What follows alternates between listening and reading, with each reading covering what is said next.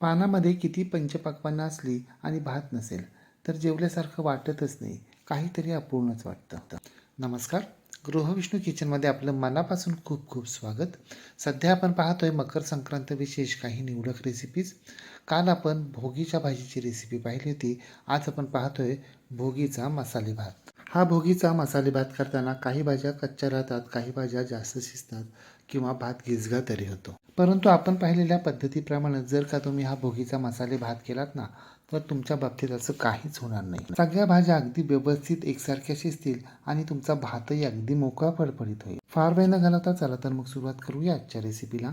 मोकळा फडफडीत चमचमीत भोगीचा मसाले भात.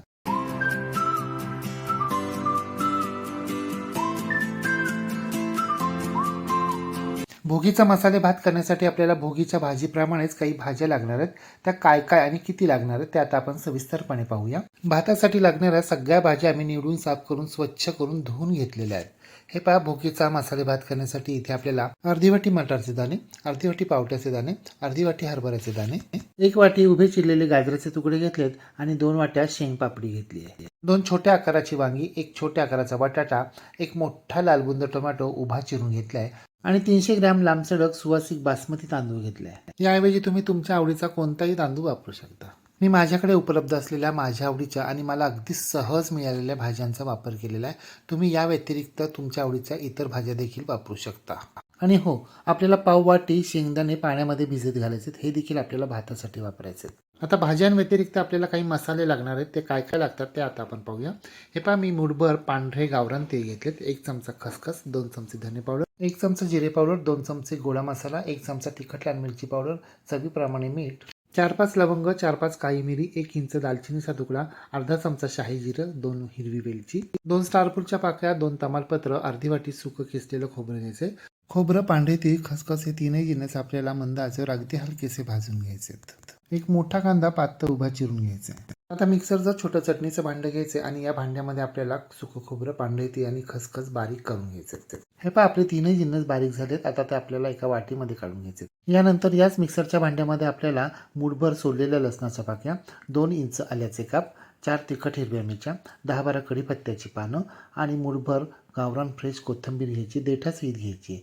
पाव चमचा मीठ घालायचं आणि आता आपल्याला हे सगळे जिन्नस मिक्सरवर जाडसर बारीक करून घ्यायचे. म्हणजे आपण ठेचा कसा करतो अगदी तसे, खूप बारीक करायचे नाही आहेत. हे पहा, आपले सगळे जिन्नस बारीक झाले, ते आपल्याला एका वाटीमध्ये काढून घ्यायचे. आता आपण जे तांदूळ घेतलेत ना, हे तांदूळ आपल्याला 3-4 वेळा अगदी हलक्या हातानं पाण्यानं स्वच्छ धुवून घ्यायचे.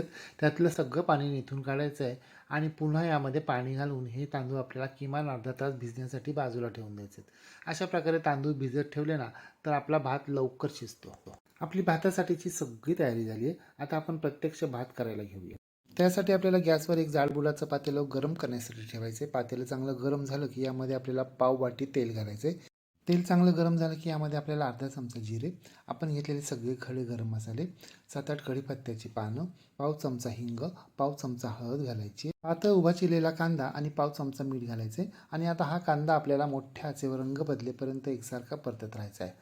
तुम्ही या भाताचा जर नैवेद्य दाखवणार असाल तर मग तुम्ही यामध्ये कांदा लसूण वापरला नाही तरी सुद्धा चालणार आहे.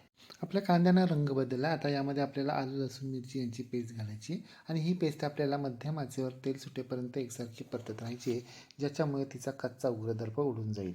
आपल्या पेस्टनं तेल सोडायला सुरुवात केली आहे. आता यामध्ये आपल्याला बटाटा, मटार, पावटा, हरभऱ्याचे दाणे घालायचे आणि आता या सगळ्या भाज्या आपल्याला मध्यम आचेवर 1 मिनिट परतून घ्यायच्यात, म्हणजे त्यांचा कच्चा उग्रदर्प कमी होईल. दाणे शिजायला थोडासा जास्त वेळ लागतो म्हणून आपण दाणे आणि बटाटे आधी घातलेत.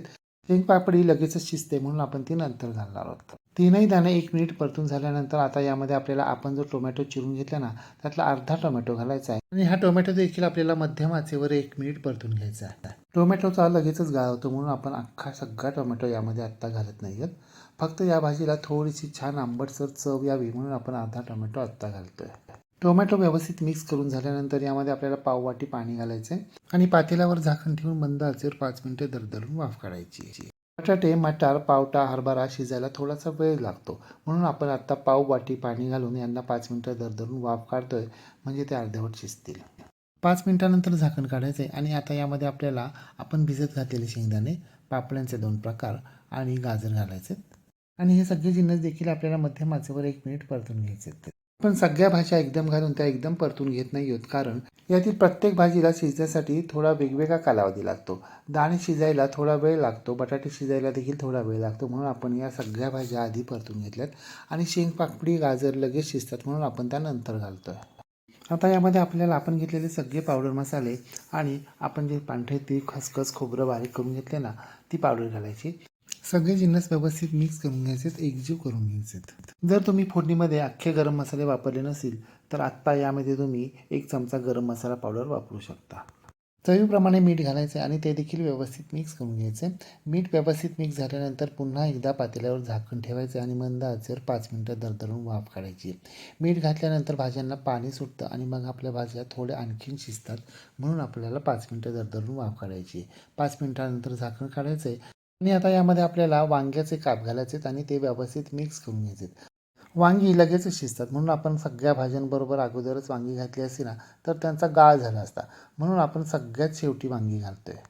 फोडणीमध्ये तमालपत्र घालायचं राहून गेले, म्हणून तमालपत्रांचे तुकडे करायचे आणि तमालपत्र घालायचे. बारीक चिरलेली हिरवीगार फ्रेश कोथिंबीर घालायची. अर्ध लिंबू पिळून घ्यायचे, यामुळे चव खूप छान येते. उरलेला पातळ उभा चिरलेला टोमॅटो घालायचे. हे सगळे जिन्नस व्यवस्थित मिक्स करून घ्यायचे. सगळे जिन्नस व्यवस्थित मिक्स करून झाल्यानंतर आपण जो तांदूळ भिजत घातला होता ना, त्यातलं सगळं पाणी निथून काढायचं आहे आणि तो तांदूळ देखील आपल्याला यामध्ये घालायचा आहे आणि व्यवस्थित मिक्स करून घ्यायचं आहे. 1 मिनिट मोठ्या आचेवर परतून घ्यायचा आहे.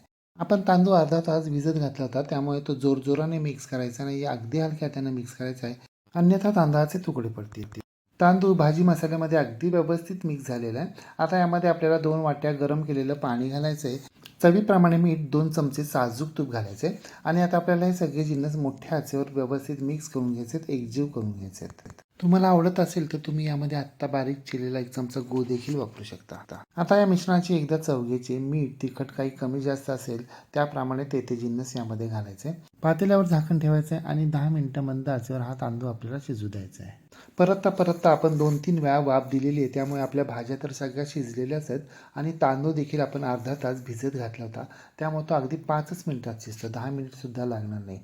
10 मिनिटानंतर झाकण काढायचं. हे पहा, आपल्या भातानं सगळं पाणी शोषून घेतलेलं आहे.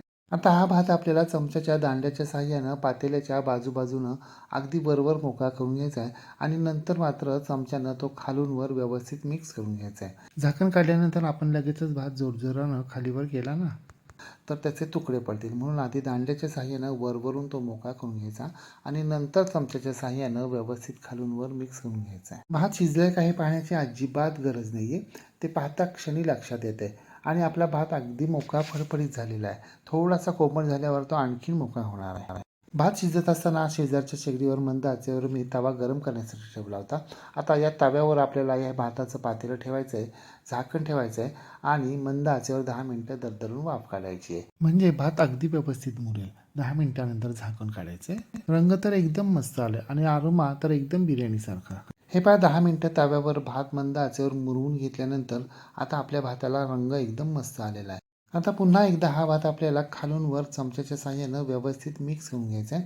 मिक्स करून झाल्यानंतर यावर बारीक चिरलेली हिरवीगार फ्रेश कोथिंबीर पेरायची आहे आणि आपण भातासाठी ज्या ज्या भाज्या वापरल्या होत्या ना, त्यातील सगळ्या मूठभर भाज्या मी शेजारील शेगडीवर शिजवून घेतल्या होत्या, त्या भाज्यांनी आपल्याला हा भात सजवायचा आहे. आपला चमचमीत चटकदार पौष्टिक भोगीचा भात तयार झाला आहे. आता गॅस बंद करायचा आहे, पातेल्यावर झाकण ठेवायचं आहे आणि 10 मिनिटानंतर हा भात आपल्याला सर्व करायचा आहे. अशा प्रकारे गॅस बंद करून 10 मिनिटं झाकण ठेवून मग भात सर्व केला ना तर आपल्या भाताला टेक्स्चर आणि रंग दोन्ही छान येतात. पाहताय ना तुम्ही आपला भात कसा मोकळा फडफडीत झालाय आणि रंग तर पहा किती सुरेख आलाय आणि चवीचं म्हणाल तर एकदम एकच नंबर.